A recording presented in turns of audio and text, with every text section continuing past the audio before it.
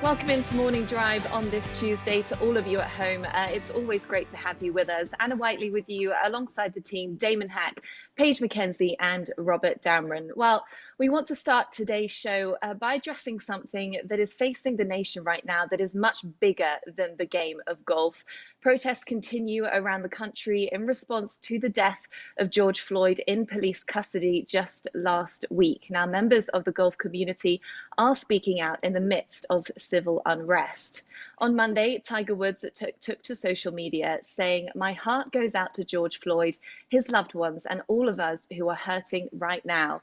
I've always had the utmost respect for our law enforcement. They train so diligently to understand how, when, and where to use force. This shocking tragedy clearly crossed the line.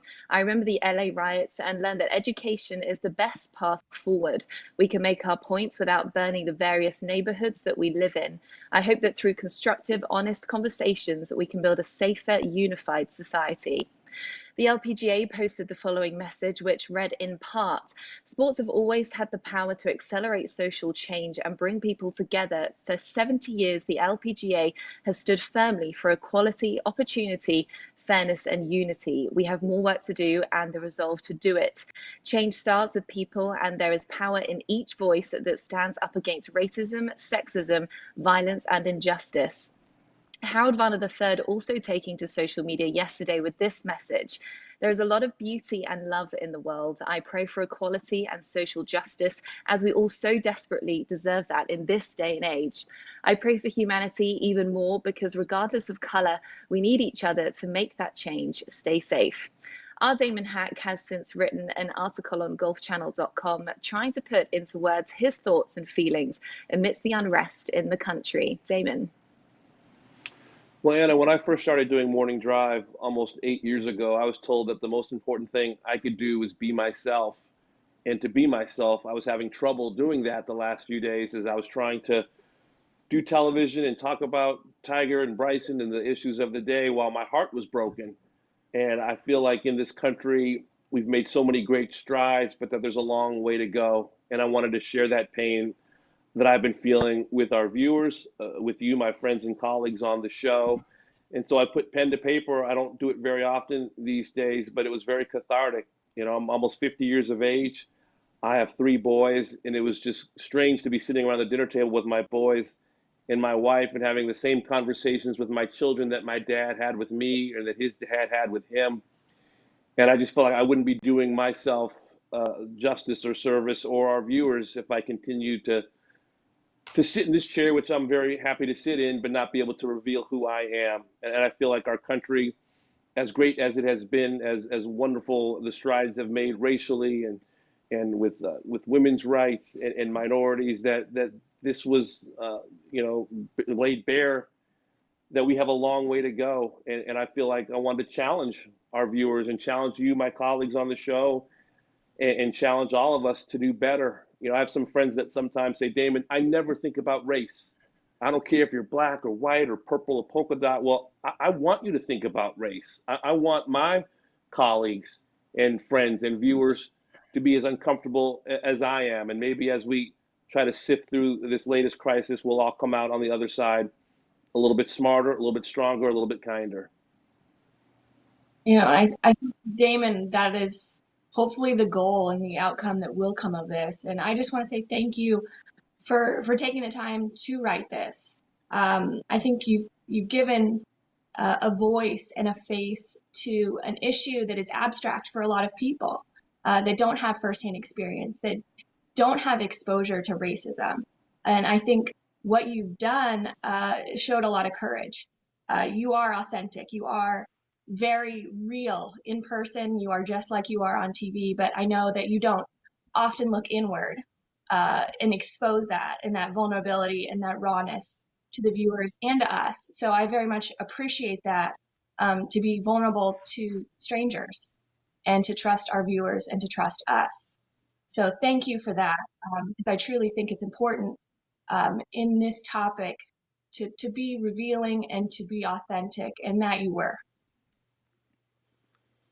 Yeah, I think, Damon, as a friend, to hear you expose those home truths, just hammered home to me that the experience that you describe and countless other people have gone through is something that I have never had to endure, and that is something that is difficult to appreciate, and to face up to the reality of that privilege is uncomfortable, and it's an easy way out not to talk about it, as you say. And it's time that we challenge ourselves, because I've never been a victim of racial injustice, and now it is time to learn, it is time to read, it is time to face up to this injustice, and also appreciate the fact that on this show we do have a platform, and sport is reflective of society. It shapes minds, it is influential, and it can inspire others, and hopefully we can use this platform to encourage positive change. And just on a very small level, for us, it's about holding ourselves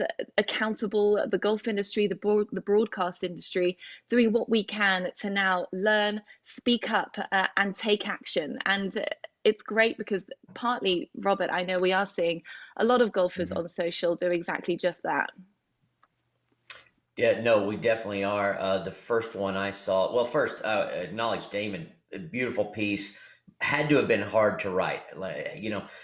I know Damon very well. We all love Damon. We don't even always agree, but we can all get behind him and try to be better when he puts something that hard on paper. That was really great. But I also wanted to give credit to Harold Varner, who I'm not a real fan of athletes going out of their lane and talking about things like this, but this is a different situation. Let's face it. This is so far beyond what our normal news cycle is. And for Harold Varner to put something out that was, I thought, so poignant, so nice, something that we can kind of all get behind. I mean, sure, he pointed out the evils of what was going on, but he also said there aren't two sides. It's not an us versus them mentality. It's not about one-dimensional thinking, and I wanted to take my hat off to Harold too for fantastic writing. It was just the truth as he saw it. He also, like Damon, laid it out there and just said, no blame. Let's just try to make it better going forward.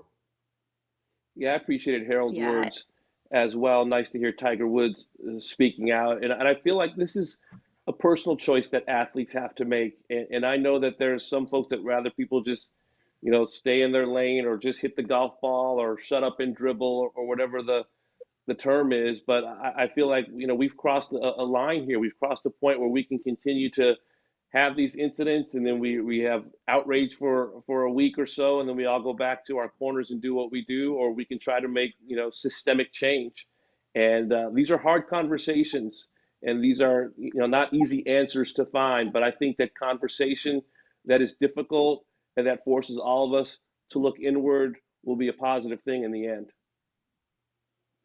They are difficult conversations to be had, but staying silent is much worse than experiencing that uncomfort. So we recognize that this is incredibly challenging, and it's something that is impacting everyone around the world. So we appreciate the space to explore something like this.